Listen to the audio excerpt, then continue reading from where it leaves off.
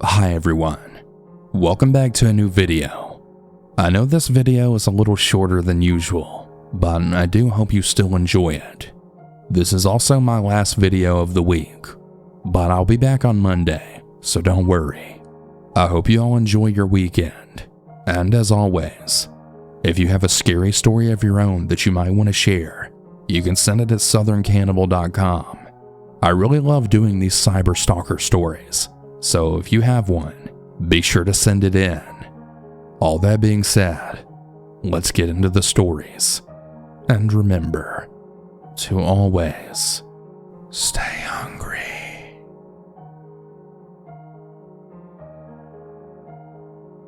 This started back in 2020 when the COVID-19 pandemic first began. My school had gone into quarantine because a ton of people were getting sick. This led to online schooling.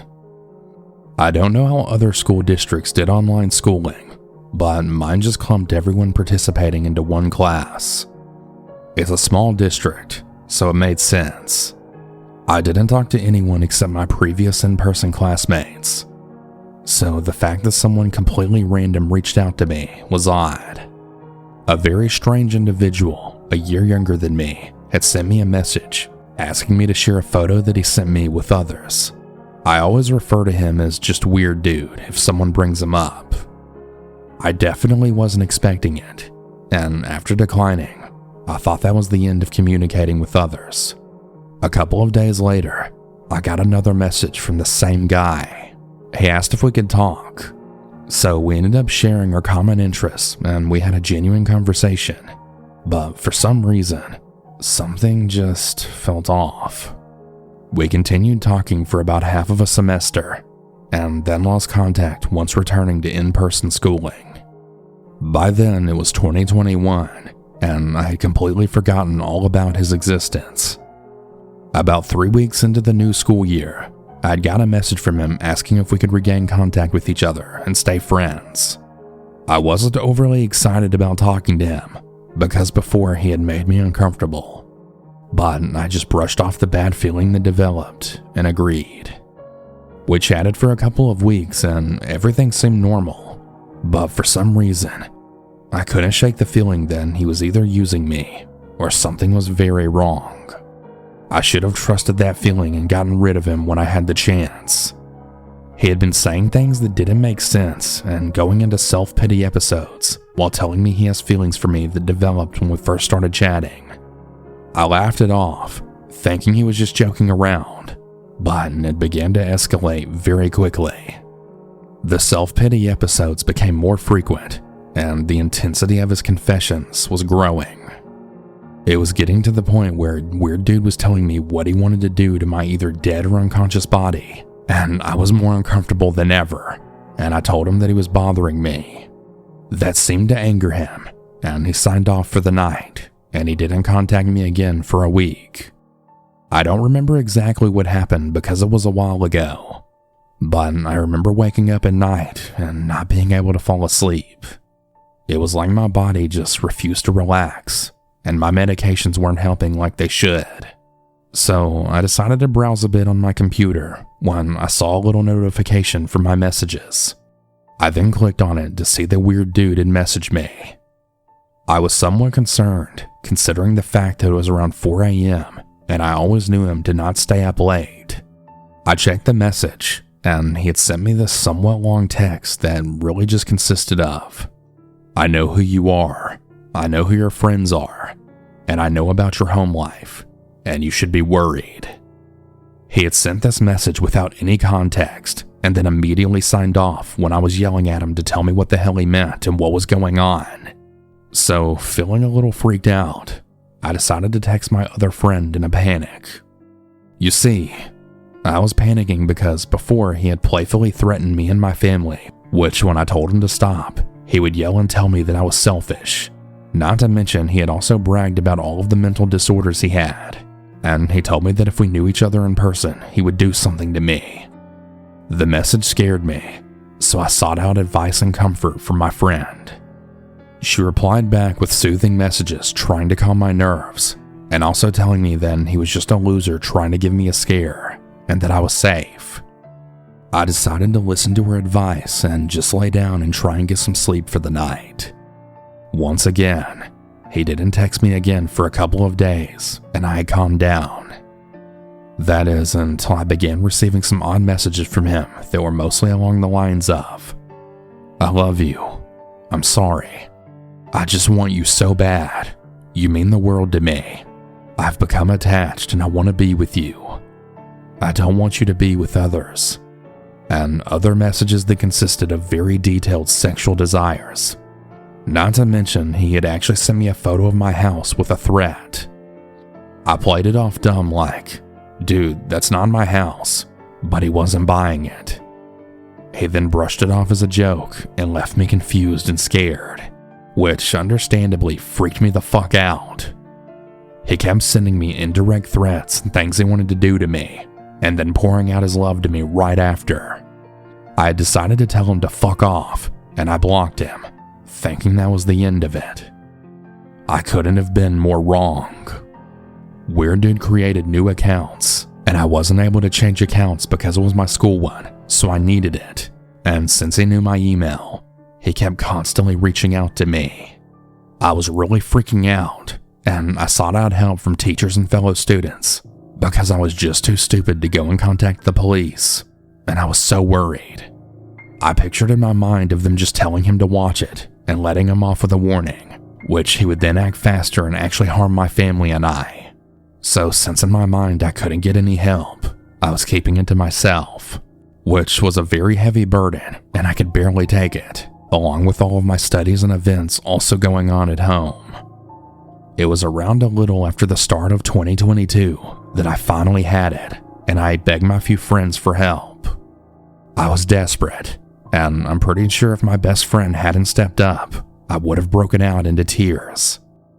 She had sent an email, a very angry email, and she was telling him off in many different ways, such as wishing he would get defenestrated, which for anyone who doesn't know, that means being thrown out a window, which seemed to scare Weird Dude off after he realized that other people knew what was going on. But once again, I truly thought it was the end, but he just had to return to playing as the victim. He contacted my friends, and he was begging them to get me to talk to him again. I don't even know how Weird Dude got their contacts, but somehow he did. Eventually I gave in like an idiot, and I talked to him. He wouldn't stop apologizing and was begging for another shot, and so I gave it to him out of pity and the fact that he knew my friends, which meant I wasn't able to get rid of him anytime soon. In fact, 3 days after meeting one of my friends, she began dating him, and she didn't even care about what he had done. I had tried to warn her that he was bad news, but she wouldn't listen. His whole facade of him being the victim faded away very quickly after he began threatening my closest friend, the one who helped me, and also stalking her online, finding her different social media accounts, and never leaving her alone like he had done to me. The one who started dating him didn't really care, and I was starting to get angry again. After a couple of weeks, my other friend broke up with him, and he was mad, taking it all out on my friend and I. The only reason neither of us didn't tell him off was that he would continuously tell us that he was going to commit suicide, and we were really worried as we didn't want anyone to do that or to be the cause of it. He wouldn't stop texting me, and at that point, my friend and I were just trying to ignore him. It was pretty hard considering I can't block him because he creates new accounts. The threatening and sexual threats had returned, and I was losing it. He was also threatening my friend, and I don't remember it all exactly, but a couple of months ago, he had insulted the only friends I had, and then he told me that he wanted my best friend to die. For some reason, the other things never made me snap, but that did. I lost it on him, and I said things that I never really thought I would have the confidence to say. It seemed after all of the anger I threw at him, he slowly shrank down, and he finally got mad at me for defending my friend against his threats. He told me I was useless and narcissistic, and that I deserved death and should die. Then he blocked me. So far, he hasn't contacted me again, but I do still get paranoid when someone mentions a meetup between schools because they're so close to each other. Weird Dude, If you happen to hear this, I know you know I'm talking about you. Don't ever talk to me or my friends again. I may not have the evidence of what happened anymore, but my friend does. If you come back, we'll go to the police, and you will not get away with your guilt tripping this time.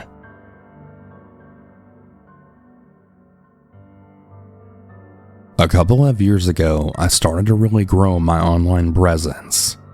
I was doing really well as an influencer on Twitter. It was around that time that OnlyFans started blowing up. I discovered that I was really good at it, and that there was a market for content there. Looking back, I wish I could take it all back, because it started a chaotic nightmare in my life. Of course, whenever you get involved with sex work, there's a lot of creeps. Most of them I'm able to pick out pretty easily, and I would just block them. But there was one guy in particular that I was talking to on Snapchat who was inquiring about buying some photos. I started to get a really weird vibe from him because of the questions that he was asking. I suddenly saw that I had a new subscriber online, and I'd clicked the profile, and it was completely blank. But I figured it was him since we had just been talking about it. He kept asking me intrusive questions, so I stood up to him and told him that I was going to block and report him to the platform. That really pissed him off, and somehow he got my photos and was able to figure out my real name, which was not published anywhere online. So when I then blocked him, I started to get all types of Instagram messages. They were burner accounts, so I could tell. He had sent me long ranting messages about how I was a whore, a slut, and he was going to tell everybody. He sent me a video of my content that he screen recorded, and he threatened to blackmail me with it and expose me to all of my family. I blocked a few accounts of his, and at my dismay, the messages continued on all of my platforms. He had a lot of crazy people messaging me on Snapchat, threatening me, saying that they're gonna assault me, kill me, etc. And then one day, I got a very chilling message. When I opened it, I realized it was a list of names. All of my social medias were public, so he could see all of my friends on Facebook. The list of names included my mom's name, my cousin, my husband's family, etc. He knew everything, even though I had not posted anything on my social media about my life offline. I looked him up angrily, and I sent him a message. But I was frightened, worrying it would get worse, so I erased it. He then continued to harass and stalk me throughout the week. I was so scared at what he was finding out. He told me there was no need to block him on OnlyFans because he had multiple accounts and he could do whatever he wanted. This made me truly paranoid, and I just wanted to delete everything. I wanted to delete my Instagram and Facebook just to feel some sort of safety. It didn't scare me that he was trying to blackmail me, just that he was able to find out so much information with just my photos. I found out that he lived out of state and not too far away. Every time I would block one of his accounts, he found me on another platform, and he would just make multiple different accounts. It had really started to scare me just how obsessive he was getting. He was even trying to add some of my own friends on Snapchat, and then tell them a totally different story to persuade them to be on his side. At this point, I was so scared that I got the police involved. It was a stupid decision, but I had my sister add him on Snapchat to try and get some more information about him so we could do something. As soon as she added him, he had sent her a message and asked if she thought he was stupid. He said that he knew that she was my sister, even though her name was not on her Snapchat at all. There really wasn't a lot I could do. I felt scared even going in public. I was scared for my family and if they would receive horrible messages about me. I didn't want to rope them into this, but I didn't feel safe online at all. And the platform where I was posting content refused to help me take down my content or my page for my own protection. The detective didn't pay attention to me, and he just told me to ignore him and that he would eventually go away. Finally, after a couple of weeks of being cyberstalked, he stopped. It definitely opened my eyes to just how dangerous it is to being online. We really don't realize how much of our information we put out there until it's too late. One thing I want to add is please be aware of what you post online. Make your account private, use nicknames, and protect yourself. Be safe out there.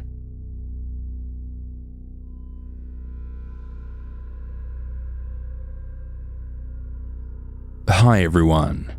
Apologies for the interruption from the stories, but I want to take a moment to thank today's sponsor ShipStation for sponsoring today's episode. There are going to be a lot of challenges after the holiday season, such as returns, lots of customer service emails, and so on, but ShipStation is here to help you with that. With ShipStation, you get a free trial and quick setup, and you can control every shipping task from one single dashboard. And with the best discounts in the industry, you'll never wonder if you're getting the best rates. Which, by the way, you can get up to 86% off USPS and UPS rates. And if that's not enough, you can use my promo code to try ShipStation free for 2 months. Make the new year your best and grow your business with ShipStation.